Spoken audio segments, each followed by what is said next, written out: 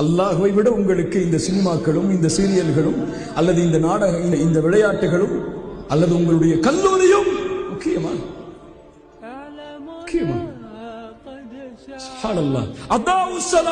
தொழுகையை பாழாக்குவார்கள், தொழுகையை அதனுடைய நேரத்தில் தொழமாட்டார்கள். இவர்களுக்கு என்ன கூலி? கையா என்ற நரக ஓடையை இவன் சந்திப்பான். தொழுகையை நேரம் தவறி தொழுபவர்களே நாளை மறுமையில் நரக வேதனையில் உச்சியில் இருப்பார்கள் என்றால் தொழுகையை தவறவிடுபவர்கள். தொழுகை ஏதோ கடமை அல்ல, தொழுகை இறைவனுக்கு தேவை அல்ல. நீ செய்யக்கூடிய சுஜூதோ ருக்குவோ கியாமோ ரப்புக்கு தேவை கிடையாது. அதை வைத்து இறைவன் என்ன செய்ய போகிறான்?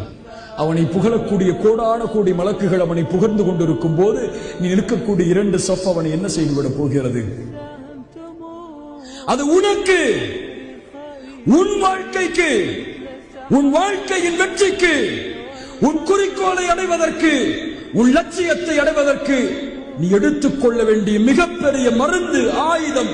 அஸ்ஸலாஹ் ஃபஸ்தஈனு பிஸ்ஸப்ரி வஸ்ஸலாஹ்.